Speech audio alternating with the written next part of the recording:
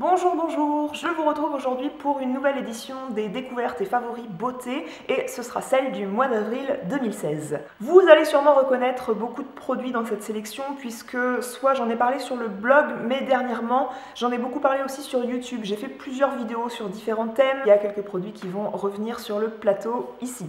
D'ailleurs, pour commencer, on va parler de cet arbre à pinceau. C'est un arbre qui s'appelle Dry & Shape et qui est revendu par la marque Sigma sur différents sites tels que The Beautist ou Coin Makeup par exemple. C'est un très bon site de distribution de produits make-up divers et variés. Le site Coin Makeup, c'est un site que j'aime beaucoup et que je vous recommande beaucoup. La livraison est rapide, c'est livré dans un colis très propre, très soigné. Le service client est aussi très bien. Cet arbre à pinceau, en fait, il sert à faire sécher des pinceaux pas seulement de la marque Sigma, quoique comme je vous disais, les pinceaux par exemple Real Techniques qui ont un gros manche, ils ont du mal parfois à loger. Bon, il y a quand même des gros trous pour loger les pinceaux Real Techniques, mais c'est des trous de différentes tailles, donc on les loge pas dans tous les trous, mais sachez que voilà, c'est un truc en silicone qui vient un petit peu s'écarter pour loger le manche du pinceau.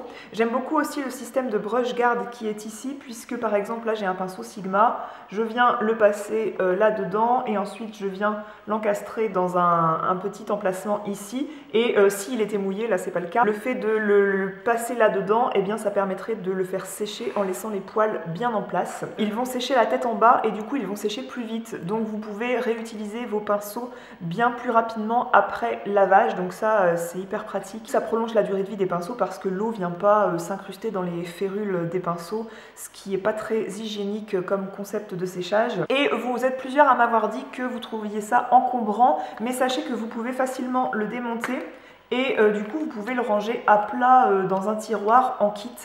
Donc moi je trouve pas que ça prend beaucoup de place.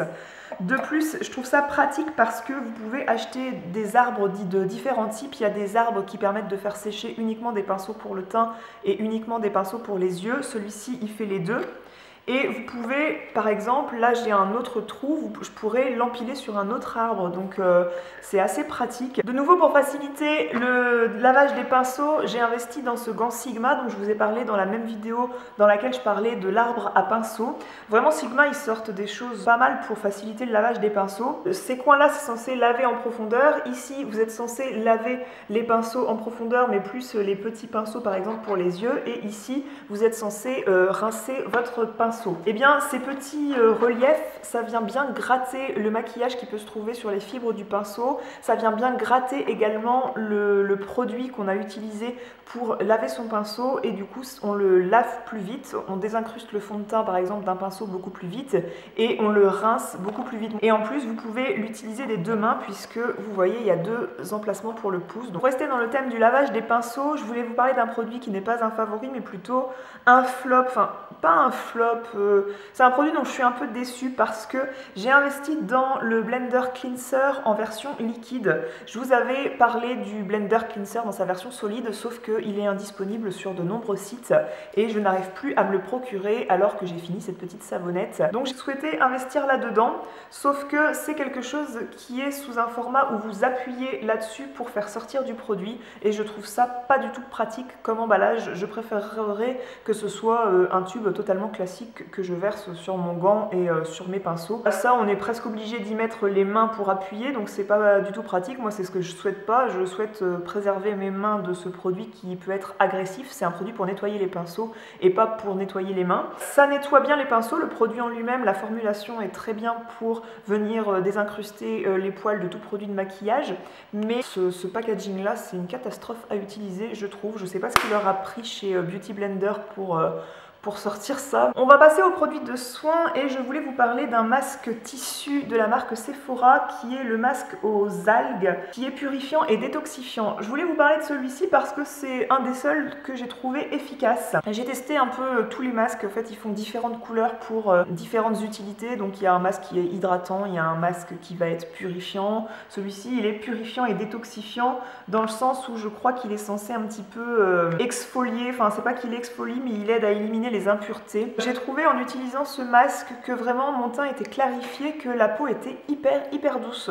J'étais très satisfaite de ce truc là. Ils disent de l'utiliser 15 minutes, moi je le laisse poser plutôt une demi-heure pour que le produit pénètre bien dans la peau. Dernièrement, je vous ai posté une vidéo qui s'appelle Une journée avec moi qui vous présente un petit peu ma routine soin visage du matin et j'utilisais notamment cette crème contour des yeux à l'avocat de chez Kiehl's. C'est une crème qui est très connue et reconnue pour bien nourrir et hydrater le contour de l'œil. J'aime beaucoup cette crème en termes d'efficacité, mais en termes d'application, je la trouve très fastidieuse à appliquer parce que, comme je vous ai dit rapidement dans cette vidéo, c'est une crème qui est au départ collante. Ça se verra franchement pas et du coup c'est une crème qu'il faut masser un petit moment pour qu'elle se liquéfie et qu'elle se transforme en un produit qui est un petit peu plus huileux et plus facile à pénétrer. Donc clairement on a forcément la main lourde avec ce produit puisque quand on en prend, vu que c'est un truc qui colle, c'est une matière un petit peu bizarre, et bien on en prend pas mal et quand on l'étale ça fait une grosse quantité liquide sur le contour de l'œil. Pour autant, une fois que c'est liquéfié ça pénètre vite, mais du fait qu'il faut masser un moment pour que ça se liquéfie, et bien l'application de ce truc là est un peu longue le matin. Donc pour les personnes pressées, je recommande pas. Encore un produit de chez Kiehl's, du fait notamment que j'ai acheté la box qu'a fait Hélène de mon blog de filles avec la marque Kiehl's. C'est une box qui était vraiment très sympa. Je mettrai le visuel ici. Dites-moi si ça vous intéresse, une vidéo spéciale Kiehl's.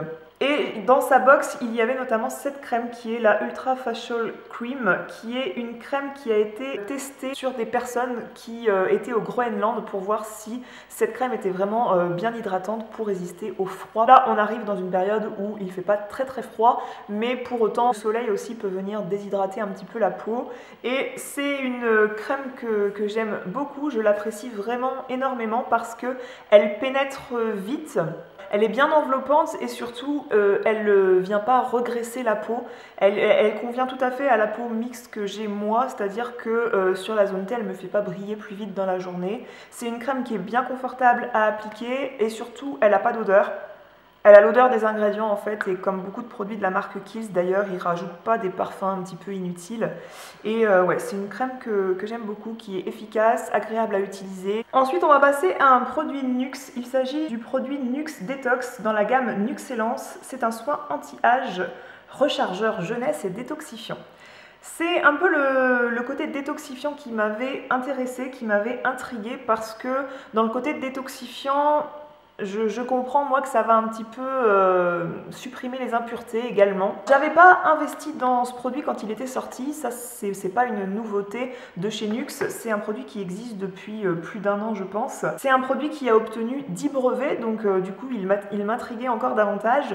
J'avais pas investi à sa sortie dans ce produit parce que c'est un soin qui est destiné à être anti-âge et comme il coûtait un peu cher, il coûte une quarantaine d'euros, je m'étais dit, dans le doute qu'il ne me convienne pas, je ne vais pas investir dans un produit comme ça. Bien que j'adore la marque Nuxe, vous savez que j'utilise beaucoup la crème prodigieuse nuit de chez Nuxe, c'est vraiment un gros favori chez moi. Leurs produits ont un rapport qualité-prix vraiment excellent. Ils ont des sensorialités qui sont dignes de certaines crèmes de luxe, donc ça c'est hyper intéressant. Comment je me suis procuré ce produit? Je l'ai obtenu gratuitement sur le Freestore Octoly. Et comme j'ai pu me servir sur le Freestore gratuitement de ce produit, évidemment on achète plus facilement quand c'est gratuit, n'est-ce pas? C'est un produit dont le packaging est très bien puisque voilà, vous dévissez, le produit sort. Moi j'utilise 3 pompes en faisant ça, pour tout le visage et le cou. C'est un produit, rien que là sur la main, c'est étonnant parce qu'il est très rafraîchissant. C'est quelque chose qui peut s'utiliser sous la crème de nuit habituelle, donc c'est un soin plus léger quand même qu'une crème, mais qui va être très concentré en différents actifs. Rien qu'en l'appliquant sur la main, je trouve que c'est très rafraîchissant, donc c'est peut-être ce côté rafraîchissant qui a un effet lisseur de peau parce que j'ai l'impression que c'est ce qui vient un petit peu resserrer mon grain de peau. En tout cas, quand j'applique ce produit le soir, clairement le matin, c'est vrai que j'ai le grain de peau un peu resserré. Est-ce que j'ai la peau détoxifiée? Je dirais que oui, ce produit m'apporte quand même pas mal d'éclat. Est-ce qu'il a un effet sur le lissage de mes rides? Du coup, je vous le dirai pas. En tout cas, c'est un produit qui est très étonnant niveau sensorialité et j'ai été agréablement surprise. C'est-à-dire que quand j'applique les 3 pompes sur mon visage, je le passe et puis je suis là... Je reste comme ça en fait tellement je trouve que le produit est enveloppant, il pénètre très vite et c'est réconfortant. Et ce côté rafraîchissant, on sent la peau qui...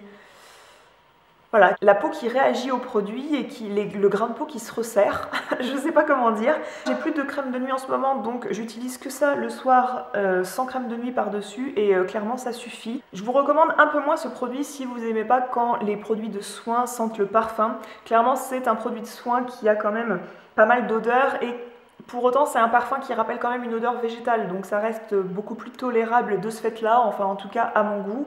Et clairement, moi je me démaquille souvent un bon moment avant le coucher et mes soins sont appliqués un bon moment avant le coucher également pour pas que ce soit l'oreiller qui profite des soins que je viens d'appliquer. Ça, quand je vais me coucher, je trouve que mon visage, il sent encore le produit. Donc voilà, c'est une odeur qui reste un petit peu. Une belle surprise dans ma routine de soins dernièrement, il s'agit d'une lotion parce que moi je suis pas très branchée lotion dans ma routine soins du visage et il s'agit de la lotion de chez Pixi. C'est le premier produit que je teste dans cette marque, c'est la lotion Glow Tonic Exfoliating Toner. Elle contient 5% d'acide glycolique, je crois, de l'aloe vera et du ginseng. C'est une lotion qui a une odeur assez surprenante et une couleur surprenante, n'est-ce pas? Alors c'est plus le packaging qui est orange, rassurez-vous, une fois que vous versez le produit, il est plutôt transparent, mais ça a une odeur encore végétale à nouveau et une odeur un petit peu de thé. Ça vient peut-être de moi, mais ça me rappelle une odeur d'un thé que je buvais. C'est un produit qui s'applique sur un coton et que vous venez passer sur tout le visage une fois que vous avez nettoyé votre peau. Moi, c'est un produit que parfois j'utilise le matin, j'utilise que ça. J'utilise ça comme une lotion qui serait un petit peu nettoyante parce que, comme je vous ai dit, je ne me nettoie pas forcément tous les matins la peau avec un produit moussant. Parfois, j'estime que voilà, j'ai un peu sué, je veux juste enlever les résidus de crème qui sont restés à la surface de mon visage de la veille et j'utilise juste une lotion sur un coton et je trouve que ça a vraiment un côté adoucissant et clarifiant du fait que cette lotion est censée être exfoliante. En effet, je trouve que ma peau est plus douce quand j'utilise ce produit après plutôt qu'avant et ouais, ça clarifie bien le teint du fait qu'elle est censée un petit peu vous débarrasser des petites cellules mortes que vous avez pu produire durant la nuit, du fait que la peau est censée se régénérer pendant la nuit, donc elle est censée éliminer, un petit peu évacuer les cellules mortes, mais c'est mieux de ne pas les laisser en surface et de venir les enlever avec ça. Comme vous voyez, j'en ai pas utilisé beaucoup, ça fait à peu près 2 semaines que je l'utilise, mais ce que j'apprécie dans ce produit, c'est qu'on voit vraiment l'efficacité après application. Je trouve qu'une fois que j'ai passé le coton, oui, je trouve que mon teint est un peu clarifié et plus lumineux. J'ai commandé ce produit sur le site Cult Beauty, qui est un site internet qui revend des produits de soins et des produits de maquillage, donc des produits cosmétiques en règle générale. Et il revend des produits qu'on trouve beaucoup en Angleterre. Si vous suivez un petit peu les youtubeuses anglaises, eh bien vous retrouvez beaucoup de produits dont elles parlent sur ce site-là qu'on ne retrouve pas en France. Donc c'est un site internet qui revend pas mal de perles. C'est un site internet que je vous recommande beaucoup parce que vous avez des frais de port qui sont vraiment peu chers et c'est livré très rapidement et c'est un site où je passerai ma vie à surfer dessus pour remplir des paniers pendant des heures.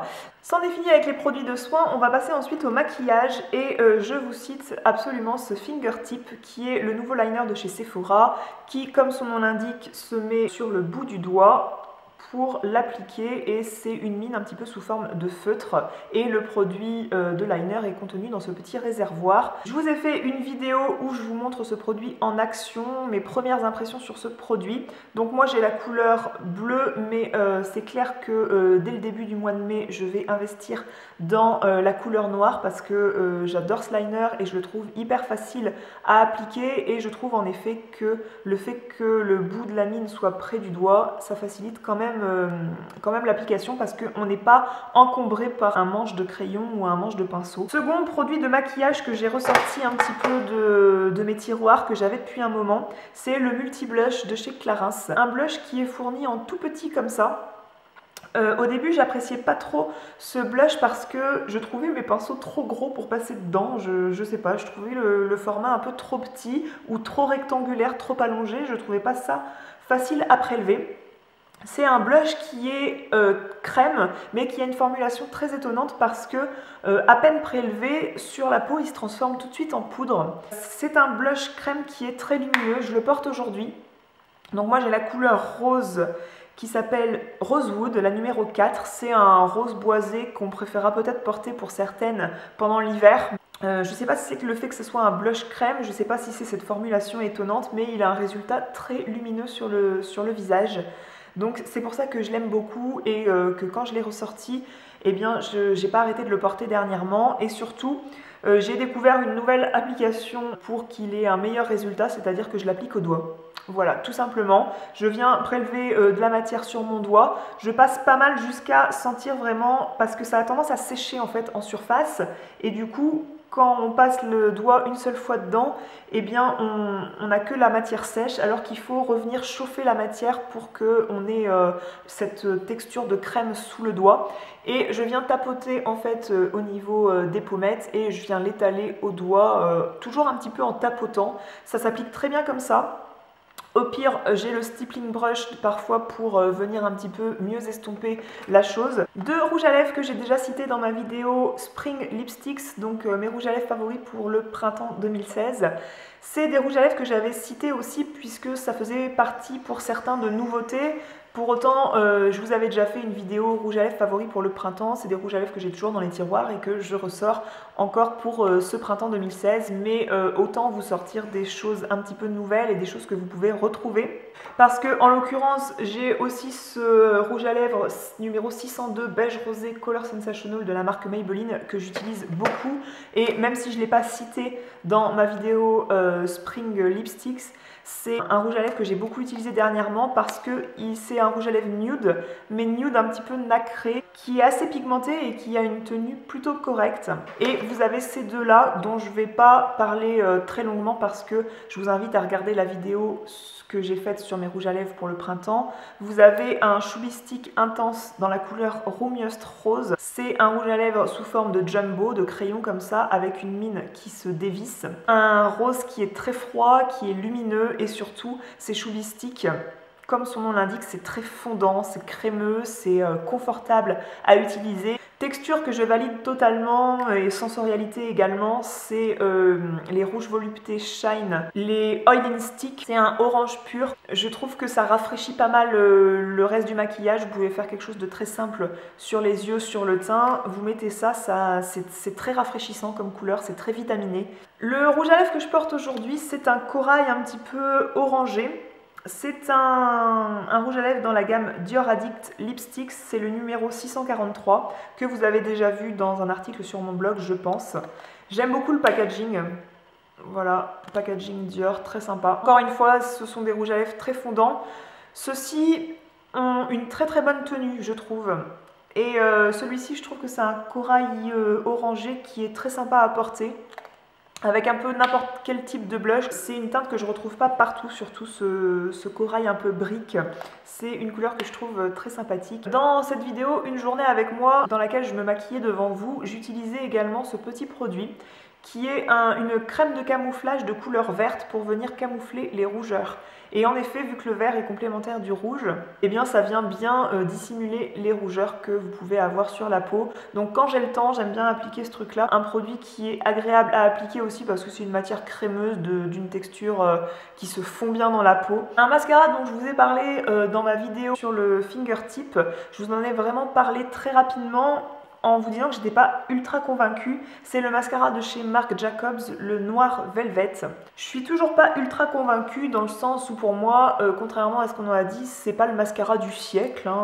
C'est encore un mascara avec une brosse en forme de sablier, un petit peu comme le Better Than Sex de chez Too Faced.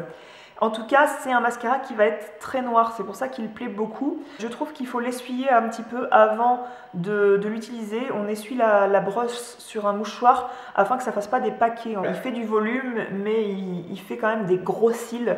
Donc c'est pas le mascara qui va être le plus naturel, mais c'est un mascara en tout cas qui va énormément intensifier votre frange de cils, du fait que ça va mettre une base à la racine des cils très noire. Donc ça, de ce côté-là, j'aime beaucoup, mais pour autant, c'est pas le mascara le plus naturel. Autre mascara que j'ai eu la chance de tester dernièrement encore via la base Octoly, c'est le nouveau mascara de la marque Clinique, le Chubby Lash, qui promet des cils épaissis. C'est un mascara épaississant. Alors quand j'ai vu la brosse, j'avais du mal à croire que c'était un mascara épaississant. C'est le mascara que j'ai mis ce matin. J'aime beaucoup parce que la brosse est assez longue et du coup ça prend toute la largeur de l'œil, et ça j'apprécie beaucoup, que quand je passe la brosse ça vient choper vraiment toute ma frange de cils, autant coin interne, les cils qui sont un peu plus petits et pas très fournis chez moi, que le coin externe. Et du coup moi je retire l'amas de produit qui vient se mettre dans la pointe de la brosse. C'est une brosse qui ressemble un petit peu à la brosse du Lash Blast par exemple de chez CoverGirl, qui est très connue. C'est une brosse en picoplastique qui vient bien, moi je trouve, séparer les cils. C'est un mascara sur lequel il faut passer plusieurs fois, et moi j'aime beaucoup ce mascara parce qu'il ne fait pas de paquet.